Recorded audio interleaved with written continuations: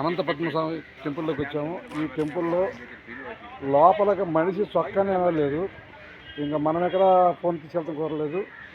నాకున్నంత వరకు అవకాశం ఉన్నంత వరకు ఈ టెంపుల్ గురించి నేను వీడియో పెడతా చూడండి. అనంత పద్మనాభ టెంపుల్లో గొప్ప నిధులు ఉన్నాయి అంటున్నారు.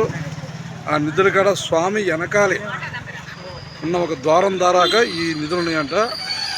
ఇక్కడ గోపురం ఎలా ఉండదంటే అయ్యప్ప స్వామి గోపురం ఎలా ఉంది. మనం లోపలికైతే అలా కెమెరా మనిషి వెళ్ళలేదు. ఇలాంటి సిచ్యువేషన్ మనం కెమెరా తీసుకెళ్ళని చెప్తాం. ఇక్కడ ఉన్న ప్రతి అణువు మీకు తీసి నేను వీడియో పెడతాను. ఇది అనంతనాథ టెంపుల్లో 4 ద్వారాల్లో ఒక ద్వారం ద్వారాగా ఇది అదనమాట. అక్కడ ఉంది బాయ్. అనంత పద్మనాభ టెంపుల్కి వెళ్ళి వచ్చేసాం మేము. ఎందుకంటే ఇక్కడ లోపల చెప్తే కుదరదు.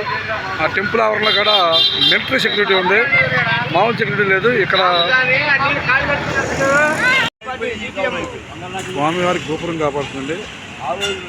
చాలా పెద్ద గోపురం శివనాథపురం. ఈ గుళ్ళో ఇంకా నిధి ఉందంట. చాలా పెద్ద నిధి, రాజులు దాచిన నిధులు. ఇప్పుడు ప్రపంచంలోనే అతిపెద్ద కోటేశ్వర స్వామి ఇబ్రాహిం సార్ చక్క కొడుకుని ఉంటాడు. 3 గదులు ఉంటాయి. 3 గదుల ద్వారా మనం చూడాలి. ఫస్ట్ కాళ్ళు, తర్వాత పొట్ట, తర్వాత స్వామివారి కిరీటం. స్వామివారి తలభాగం కాపాడుతుంది.